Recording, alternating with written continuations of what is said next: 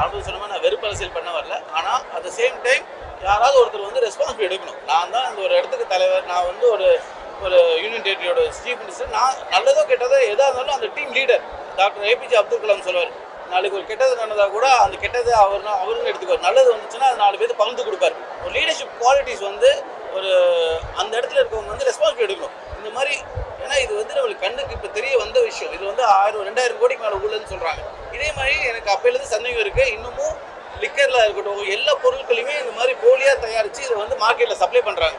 இதில் வந்து நிறைய பேர் டேக்ஸ் கட்டாமல் பண்ணுறாங்க. இதில் வந்து நிறைய தரமற்ற பொருளை கொடுக்குறாங்க. இதனால நிறைய வந்து கவர்மெண்ட்டுக்கு லாஸ் ஆகுது, மக்களுக்கு வந்து அவங்களோட உடலும் கெட்டு போகுது. ஸோ இதை வந்து அரசாங்கம் உண்மையாகவே ஒரு நடவடிக்கை எடுத்து மக்களுக்கு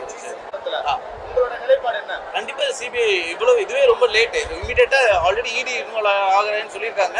சிபிஐ வந்து எவ்வளோ சீக்கிரம் உள்ளே வராங்களோ அது அவ்வளோ நல்லது. ஏன்னா இந்த சிபிஐ ஒரு சென்ட்ரல் ஏஜென்சி வச்சு இது ப்ராப்பராக வந்து எந்த பயாஸ், ஏன்னா இதில் வந்து நிறைய அரசியல் கட்சி சம்மந்தப்பட்டவங்களும் இதில் தலையிட்டிருக்காங்க. அப்படி இல்லாமல் இவ்வளோ தூரம் வந்து போயிருக்காது. அப்படி இருக்கும்போது இதில் கண்டிப்பாக பெரிய பெரிய தலைகள் சம்மந்தப்பட்டிருப்பாங்க. இதை கண்டிப்பாக சிபிஐ வச்சாதான் அது உண்மை என்னன்னு வெளியில் வரும்.